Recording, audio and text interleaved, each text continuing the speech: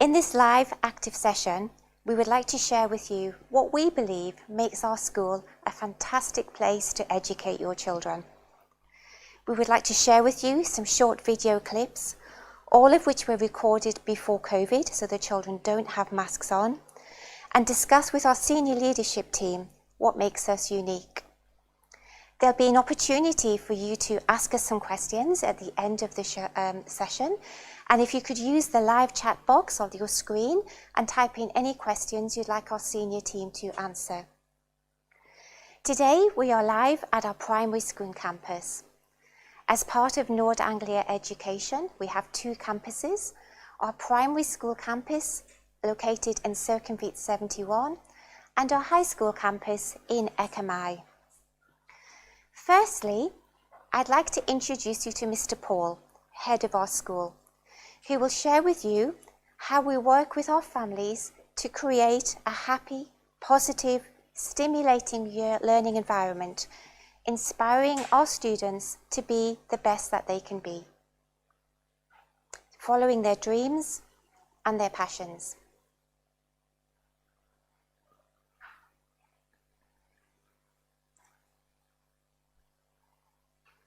Hello, it gives me great pleasure to welcome you to the Primary Virtual Open Day.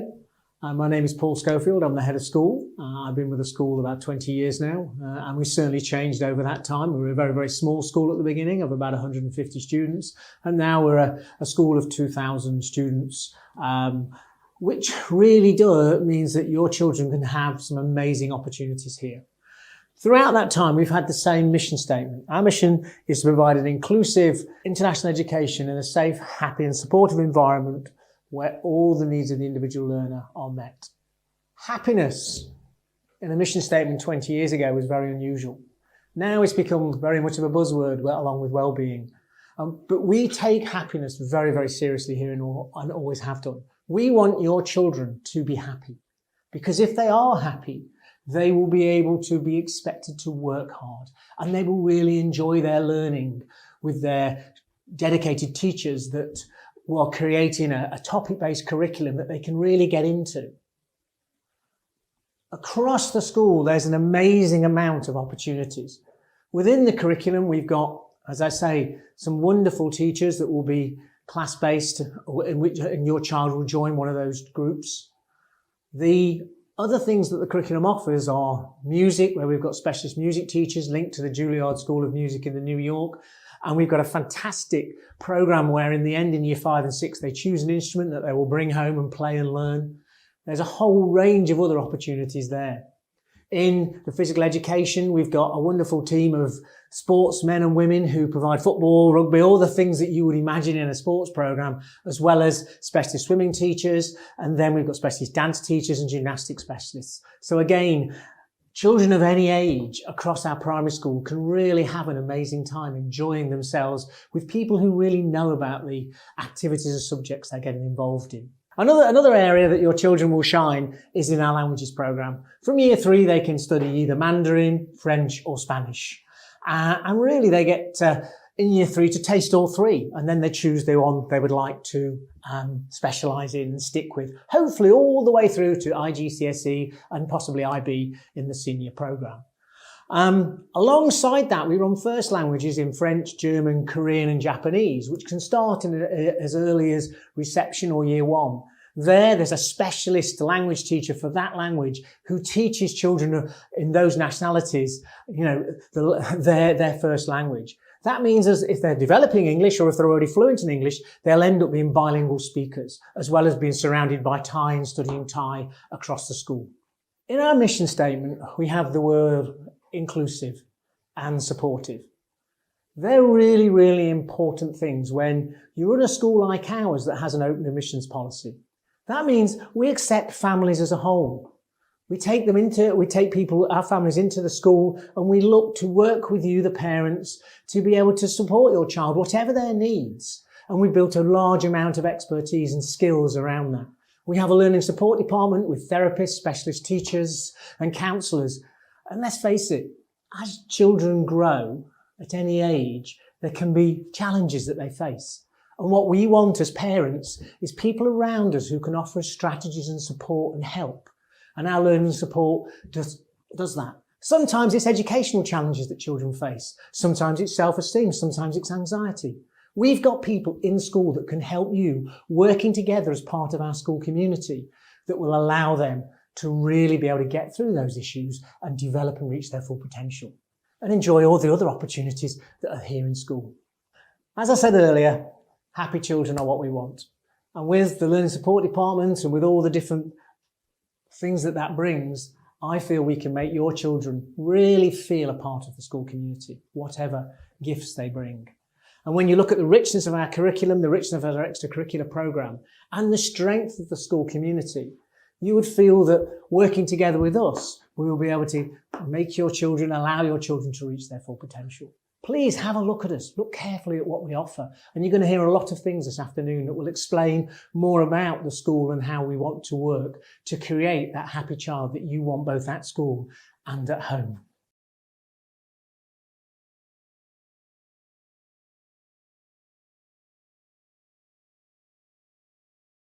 Passionate teachers. And I'm delighted to introduce you to Miss Diane, Head of Early Years Foundation Stage and Key Stage 1, and Mr. Jeff, Head of Key Stage 2. Thank you for joining us today. We'd like to share with you a short video, really that gives you a glimpse at our approach to teaching and learning here at St Andrews and how we support children's creativity and develop their imagination to drive them to discover their passion.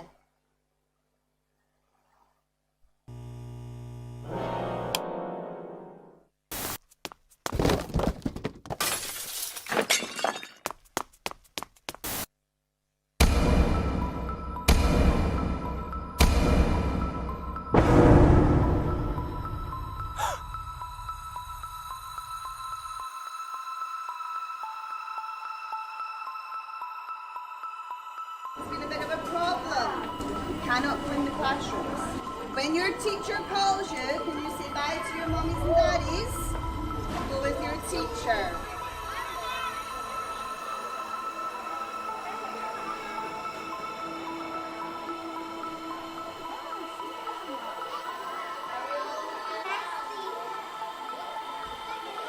We're all here waiting, Mr. Paul. We're ready for you to come.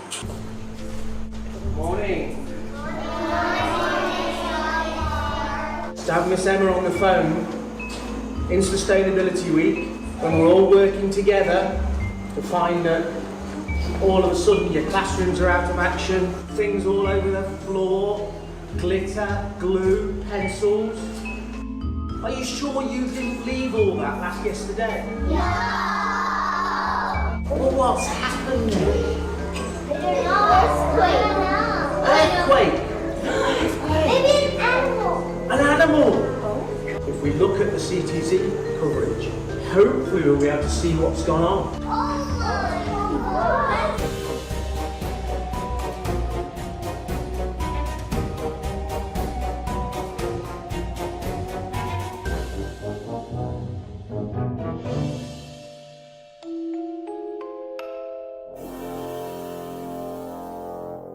So what are we going to have to do? Tidy up. Tidy up?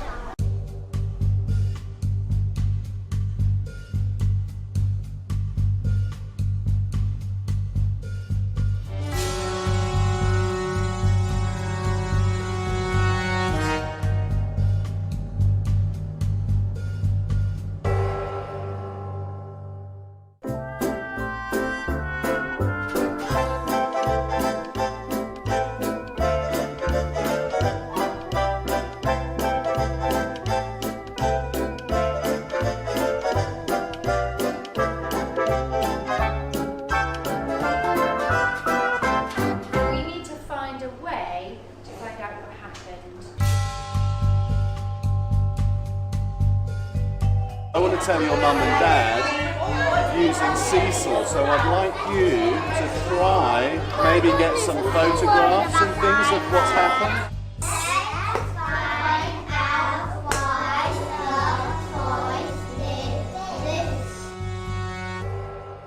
They didn't know about putting the lids back on the glue. They didn't know about not leaving the lids off the pens. But they didn't know not to waste the paper. Oh. Bobby tried to tell them. Bobby tried to tell them the rules and how we need to take care of our stuff and how we need to be sustainable. Max, toys, they didn't listen. So I think writing a letter is a really good idea. We have some important questions.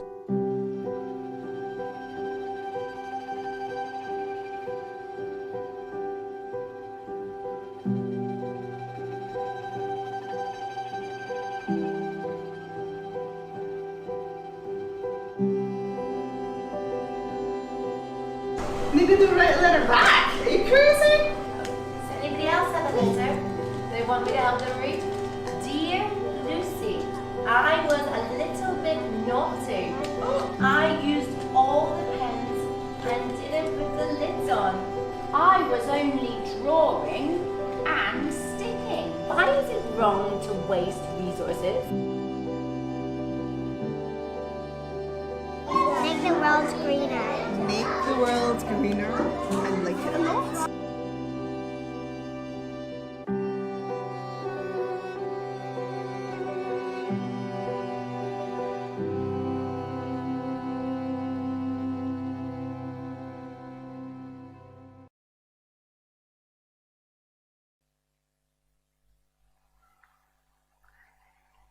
We hope you enjoyed that small clip. Miss Diane, perhaps I can ask you, why did the teachers choose to structure the lesson in that format? It was exciting, wasn't it? It was really exciting, yeah. What we like to do, as you probably worked out, that was actually the starter from a series of lessons that happened during that week and into the following week too. It's nice to start off with a hook to get the children really excited about what they're going to learn. You might have seen from the expressions on the parents' faces that they were kind of in on the act as well. The parents had been pre-warned that there was something going to happen that day that was very excited, and they had to play along with the children. So what you saw was the beginning of Sustainability Week, and what we were doing initially was to stimulate discussion. You could see the children were very excited about what they'd witnessed that day, very curious, lots of questions, what was going on, why had that happened, how had the classrooms got into such a mess. And the teachers had worked very hard to kind of create the drama that the children came into that day. Out of that, we were able to generate lots of areas of work. We were able to generate writing for a purpose, because the children really were excited to write letters to the toys to find out exactly why they had behaved the way they had done. They'd been able to read letters. The topic continued later on that week with other aspects of working with toys. We worked on materials, kinds of materials that toys were made out of. We worked on the history of toys, all of those things that had come out of that very exciting starter. So certainly it did get the children stimulated, excited and interested, and the quality of work that came out of it was very good as a result. Great. It certainly looked very exciting. It was a very exciting start. And obviously that was recorded pre-COVID. Are we still able to do activities like that in the classroom today? Well, we haven't done something on such a big scale, obviously, because even in our larger spaces, we wouldn't have so many children working there together. But what we have done, and what we did last week, all of those toys had a birthday party last week. And the children, as you probably anticipate, would love birthday parties. All of the toys had turned 6, which coincidentally is the age that most of those children will be turning during the course of this year. The children were excited to write birthday invitations, rules for party games.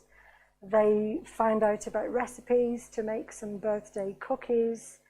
So there was lots of things that were generated, again, from a very active, very dramatic start to the topic. And here at school, we talk a lot about play, and I know play plays a really large part, certainly in early years and Key Stage 1. Why do you put so much focus on play? Particularly with the foundation stage children, the children that are our youngest children in school, from the age of 2 to the age of 5. We have a particular curriculum, the early years foundation stage curriculum. That's broken down into different sections. Language and communication plays a very important part. A lot of that you can obviously get through interactive play with children. Physical development, social development, literacy, numeracy, all of those things can be developed through play. Children learn more when they are excited about what they're doing and when it is things that they are choosing to do by themselves. To say that it's a play-based curriculum doesn't mean that it isn't planned for, because all of the activities that children are involved with are planned carefully to deliver the learning intentions of the teachers. Teachers will look for teachable moments in the children's play. They will watch the children play, they will interact with the children as they're playing, and when they see what we call teachable moments, they will step in and they will take the children forward in their learning. And as a result of that, you actually get much greater development. One of the things that we are very, very keen to do, particularly in the early years, is to develop very close relationships with families, so that the learning that we have in school is continued at home, with the teachers and the parents working very, very closely together to look at the learning goals for the children, because each child is unique. They have a particular baseline, they have a particular area of strength, they have particular areas that they need to work towards. And working together with the families through play, we can help to develop that even further. And so what would you say are the main characteristics of our philosophy behind the teaching and learning here in primary school? Again, it very much is that communication with families, because children will move forward much quicker if everybody's pulling in the same direction. So when the children come into school, we have particular weeks where your child is the focus of attention that week. And the teachers who are working with them will work very, very closely to find out what your child's next target should be. And then we have meetings with parents coming to school to observe children playing and working together. And then together the parents and the teachers will discuss what they actually do to move that child forward in their learning. The communication is particularly important, and this is something, especially in these times where some of the learning has been done online, has been a crucial element in the child's learning. Thank you. And Mr. Jeff, moving on to Key Stage 2, what are the similarities between the Key Stage 2 learning philosophy and Key Stage 1? I think what we find really important in Key Stage 2 is to build on the success that the children have had in Foundation Stage and in Key Stage 1. And we do that through a similar topic approach. So the children have got one theme that runs through their learning. And in that, over the course of about 6 weeks, they'll tie all of their different subjects, so English and maths and science, through that topic, which really allows them to build up a passion and a great understanding and make the links between their learning across the curriculum. As Diane said, I think communication is also really important. So to prepare the children for moving into Key Stage 2, we have good communication between the teachers to ensure that they have a good understanding of the children who are coming into the Key Stage. And of course, good communication with parents so that they know what to expect. And although it's one school, moving from one building to the next can be daunting, but I think that the children are prepared for that in terms of building up their independence as they get to move around the school more. And they've also got the continuity of still the same staff working with them across PE and music and languages. Great. And then how does that continue into high school? Because obviously moving from year 6 to year 7 is quite a significant move. Yep, so we really value the importance of the transition time for our year 6s.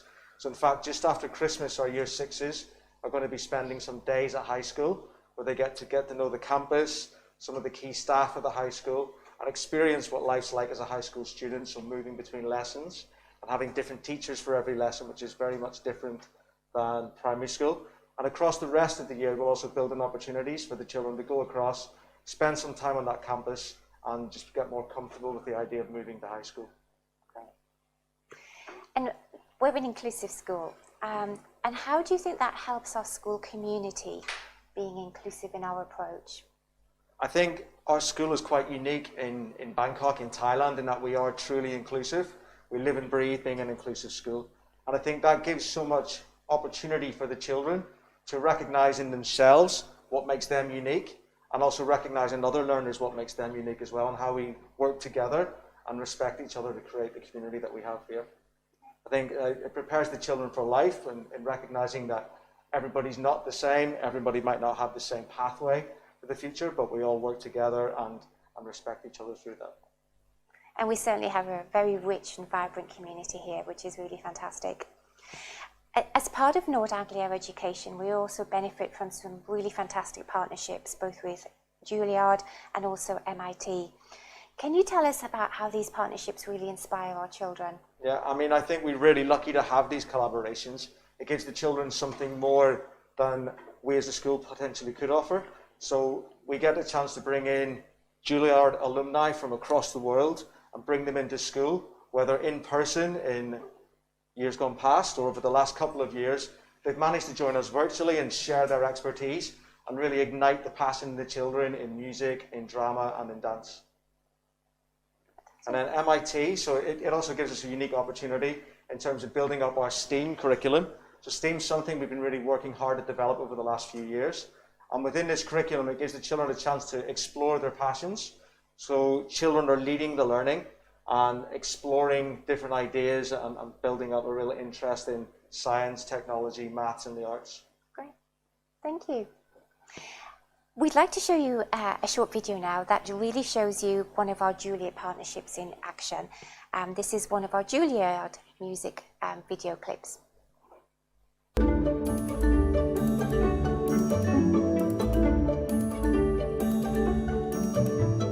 Music is buzzing at St Andrews. It's a really exciting place to be. You can see it throughout almost everything that we're doing, beyond what you actually see in the classroom. 3 years ago, our school embraced the Juilliard curriculum. We have 3 elements that really make up the core of the programme. Keyboard work, visiting professional musicians, and 12 wonderful pieces of music that the experts at Juilliard decided would be great for our children to explore. We had a very strong music curriculum already in place. We wanted to be able to integrate the Juilliard curriculum in a meaningful way for our students in our school. Our school has a topic approach to teaching, so we were able to look at how we integrated the core works across the age groups in a way that linked as closely as possible to the topic work that we were already doing. For example, Year 2 do a transport topic, and there's a fantastic piece by Sean Shepherd which is all about the journey of a river. So we used that inspiration to write a piece of music about how a train travels from one place to another. Children don't just visit these core works once, they come back throughout their schooling and they just develop their depth of understanding and depth of engagement.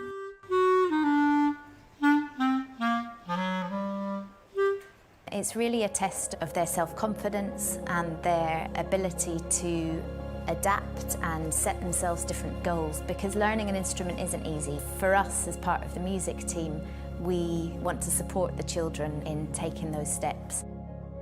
Our extracurricular programme is really geared towards giving them as many opportunities as possible so that they can start to make choices and find their identity as a musician. We just want our children to have the tools, the skills, the knowledge and the motivation to carry on with their musical journey, whichever direction that takes them in.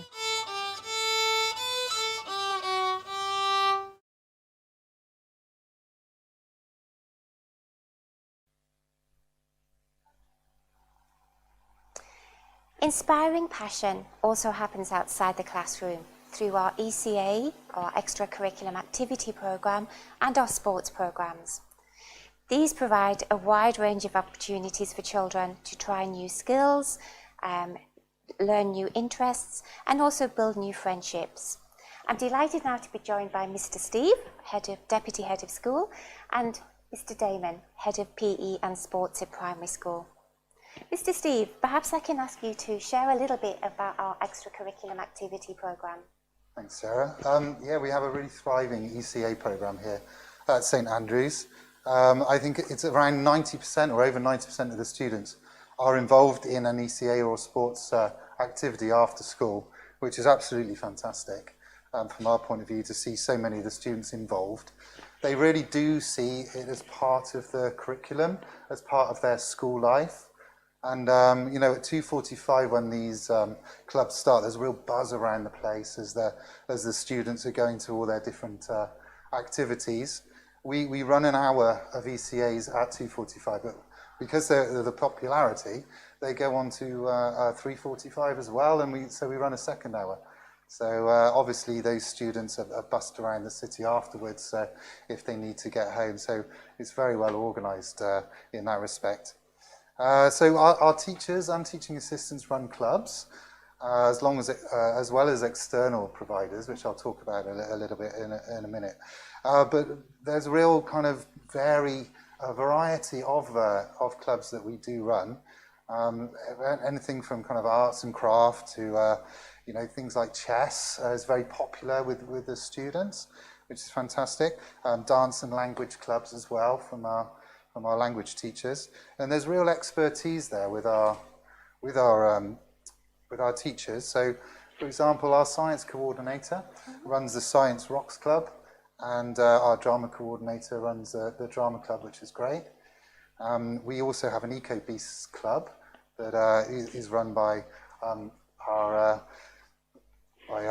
eco kind of experts at the school, which is wonderful.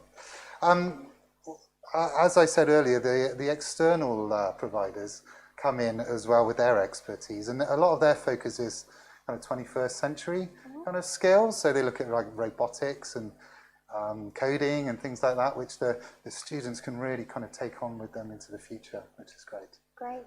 I know it was fun to see all the children doing the drone club last time we do activities, and they all had the drones flying around as well. Absolutely, yes, it's great, yeah. And I think we do activities on a weekend as well, is that right? We do, yeah, at the weekend as well. You know, there'll be sports clubs here and football clubs and some of the robotics clubs run at the weekends as well. So it really is kind of part of the whole community and part of school life, yes. And what do you think the main benefits are for our students for when they participate in these activities? Well, you know, as I said, you know, before, really, there really is a sense of community here with everyone getting involved. We've even had parents running clubs, so you know, everyone's getting involved in the you know, kind of ECA program, which is fantastic. I would say that, you know, they're either developing a passion for something that they've always loved, the students, or they're finding new things to be involved in. But, you know, the things that the interest that they take up in a hobby now, you know, can become lifelong, and they can take that into adulthood with them, which is fantastic. They really do develop a love of learning, and they see that learning doesn't happen just in the classroom, but also outside of the classroom as well, and, you know, working with different teachers and different students. Again, it's that real sense of community that it brings. But the main thing is it's fun, you know, and we want to promote, like, learning is fun. So after school, when they've got a little bit more time to relax, they can see school isn't just there for the kind of the main kind of subjects, but it's also there for kind of some fun, relaxing times as well, where they're still learning. So we're really proud of that. Fantastic, thank you. And Mr. Damon, our sports programme is truly fantastic. Maybe you could tell us a little bit more about the aim of our programme.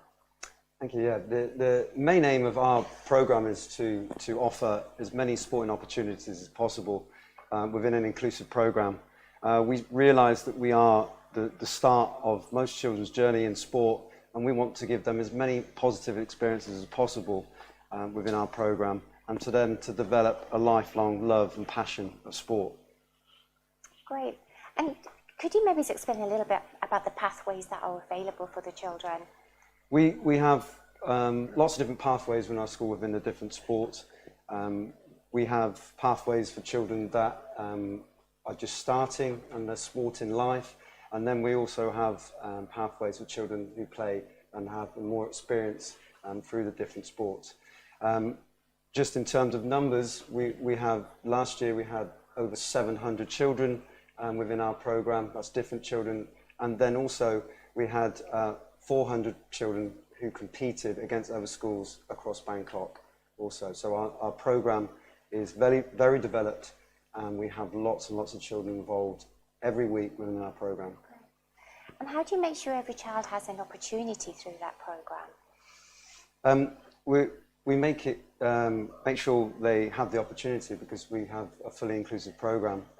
We do not hold trials. All children are welcome to join each sport and to be part of being at SDA and being part of our sports program. Give us an example of some of the sports that we provide here. So we have some very, very developed programs. We've got football, basketball, tennis, swimming, touch rugby. So virtually every sport you can name. We have pathways in golf, also badminton and volleyball now as well. We've got great facilities here at the school where we've got 2 sports halls. We have an outside basketball court. We've got 2 dance studios. We've got 2 now gymnastics rooms. So we've got real great facilities in terms of doing on-site. Plus, because our programs are so big, we have to go outside of school also. So for our football, which we have close to 300 children train every week with us, and also touch rugby and also tennis, we train off-site. We are part of 2 sports associations, which all our children have the opportunity to play against other schools competitively. We also, in a normal year without COVID, we would have 5 overseas trips.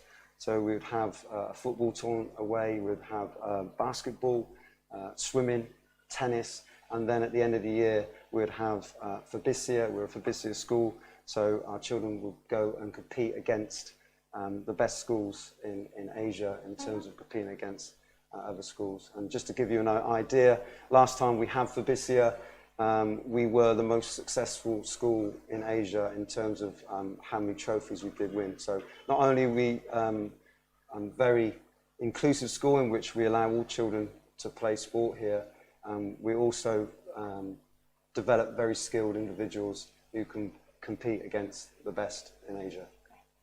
Certainly a lot to be proud of. And we train all year round, is that right? We train all year round. We believe that because children develop such strong passions for sport, that in other schools there may be a chance for a child to only do, say, a 6 to 8 week block in football. We don't want that. We want children to be able to do the sports they love all year round.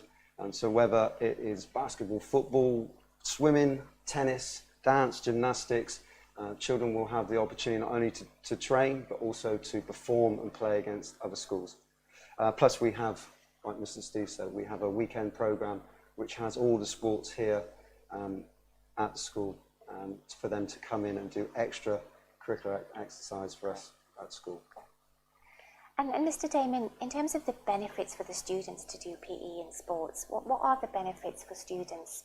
Well, the benefits are massive, really. The power of sport is huge, and we've got passionate, very trained both staff and coaches that come in outside that we want them to develop their love of sport. And I see it year on, year out, such children that start within our program that develop so much confidence and self-belief, and that the whole idea to train over the whole year and to feel part of a team, to be with their friends and accomplish something is very powerful. And we believe by having the year-round program that these children will be so much stronger and fitter, have so much more confidence in themselves, develop their resilience, and just grow into being all-round child and with so much confidence to achieve whatever they want to achieve in their lives. Certainly lots of transferable skills through the sports programme. And I know this week you've been running the Come and Try sessions. Can you tell us about them? Come and Try, as I said earlier, we don't have trials at the primary school. All children are welcome to come and try any sport, and we want children to sign up and be part of our sports programme. That's why we have over 700 children. All our sessions are geared around fun and getting the children to develop that lifelong love of sport.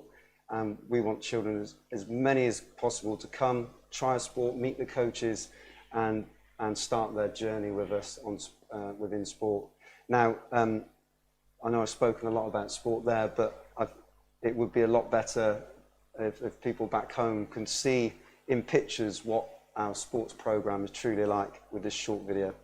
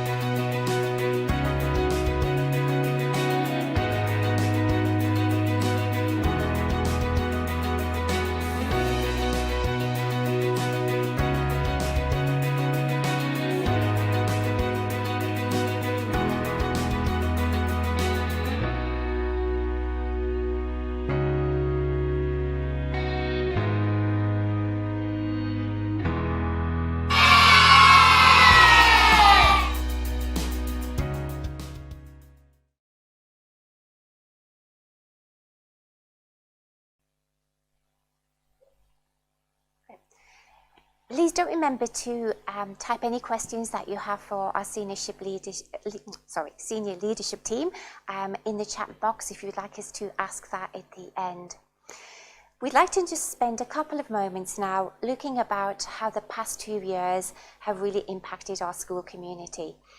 Transitioning between virtual school, in-class learning, and now our hybrid model has been really challenging for all of the school community. Mr. Anne, perhaps I can ask you, how do you feel St Andrews has adapted and how have we prepared our community to be really future ready? Well, as you say, challenging. Nobody can pretend that it wasn't challenging initially. But I think part of the great thing about being a bigger school is that we have a bigger staff and we have lots of people on staff who are already experts in the field of digital learning.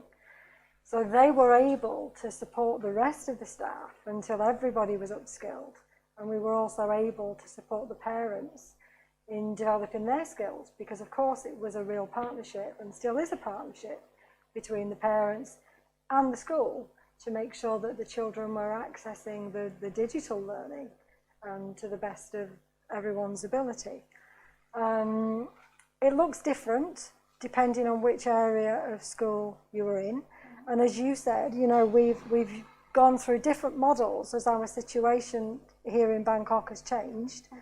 Initially, with the younger children, we were doing a mix of live lessons and recorded lessons to give families some flexibility in how and when they were able to work with their children to carry on with their learning. So it has looked different, it has changed. I think one of the very valuable things we did do and still continue to is to have coffee mornings with parents, virtual coffee mornings, to discuss with them what digital learning was like from their side.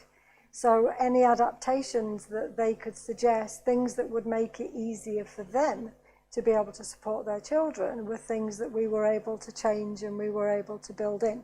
As I said, it looks different. It looks different if you're in foundation stage with children who are 2 and 3 years old than if you're working in year 6.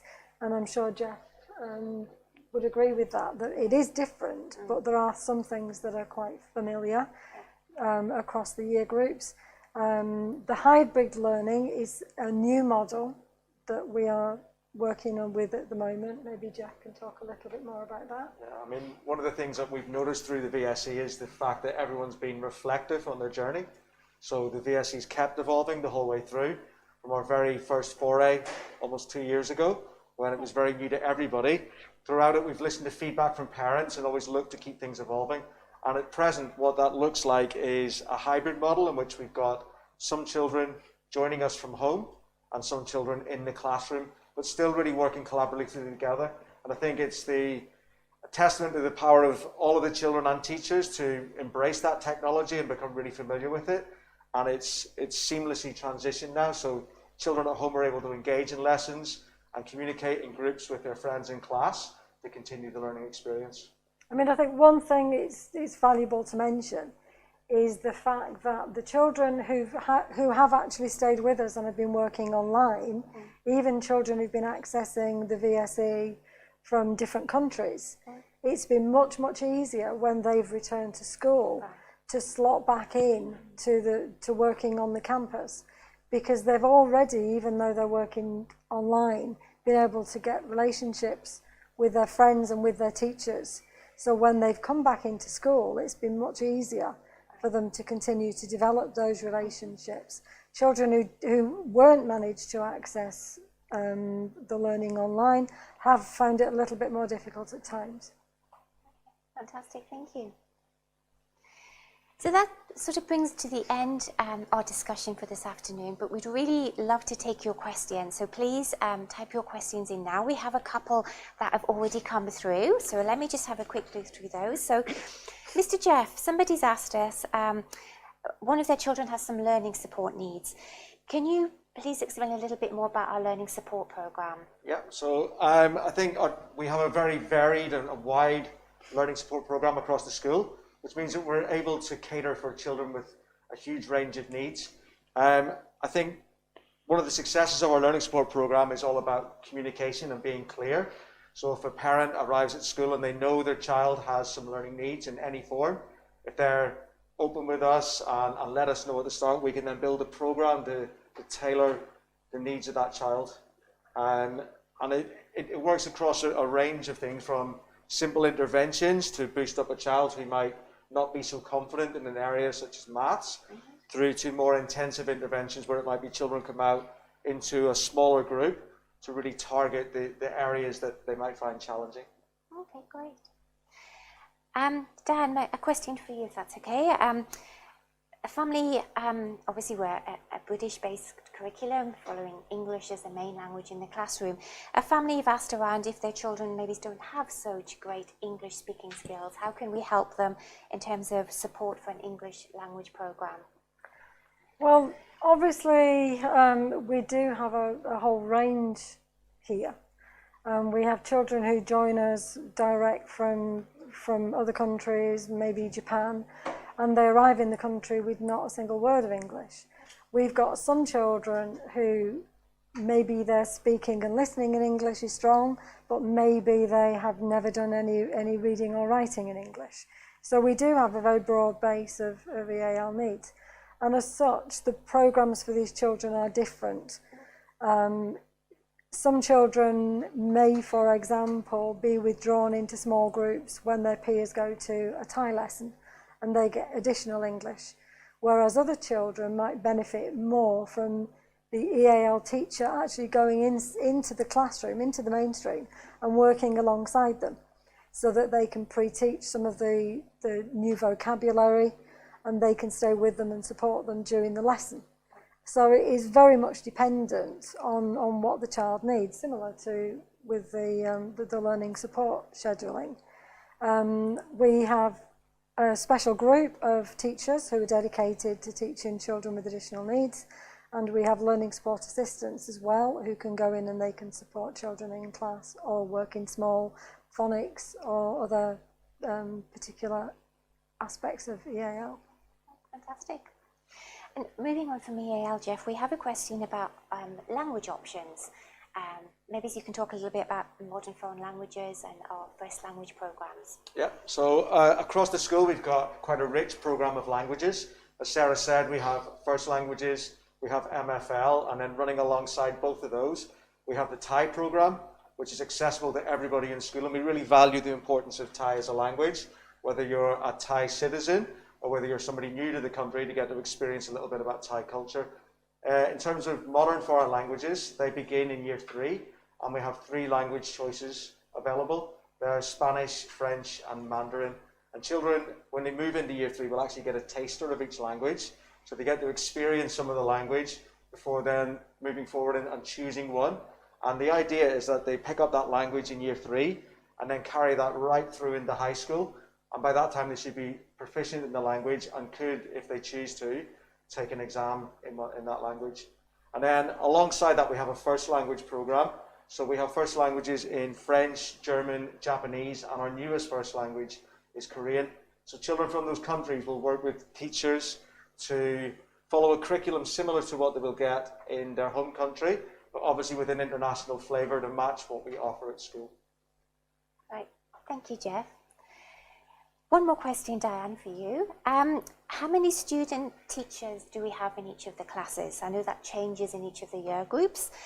Just perhaps you can give us an overview of how many teachers and student ratio we have. It does. We start off at the lower end of school. So we're talking FS1, where we have just 2 classes in FS1 and FS2. And in those classes, we have 15 to 18 students per class, and we have 1 teacher and 2 teaching assistants who are permanently based in there, as well as other ancillary staff as well, maids and nannies who work in that department. As the children get older, we actually increase the number of classes, which means we have a little bit more availability to take in new students in FS3.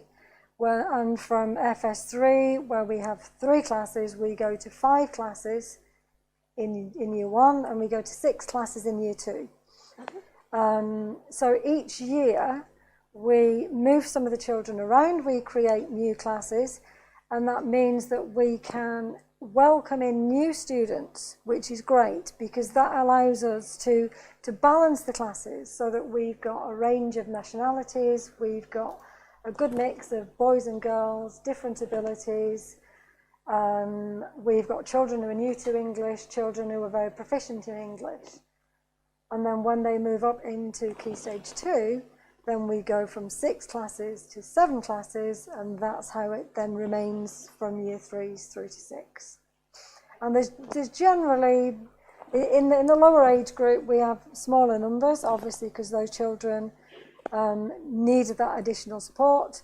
So we have 18 to 20 children, and then from Key Stage 1, Key Stage 2, we're looking at class sizes of around 22 children.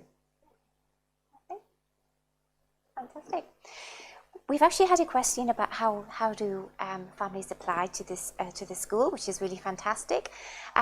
If you are interested in applying, please go to our website where you find our application form, but also details of how to get in touch with us. We'd love to hear from you, and we'd love to have a chat with you.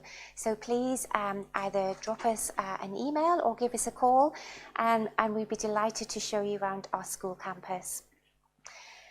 I think that's all the questions we have for today. So thank you very much, Mr. Jeff and Miss Diane, for taking the time to chat with us today. I hope you found that really informative. And if you do would like further information, please don't hesitate to get in touch with us. Our email address will come up on the screen at the end. But you can always give us a call. We'd be delighted to hear from you. Thank you very much.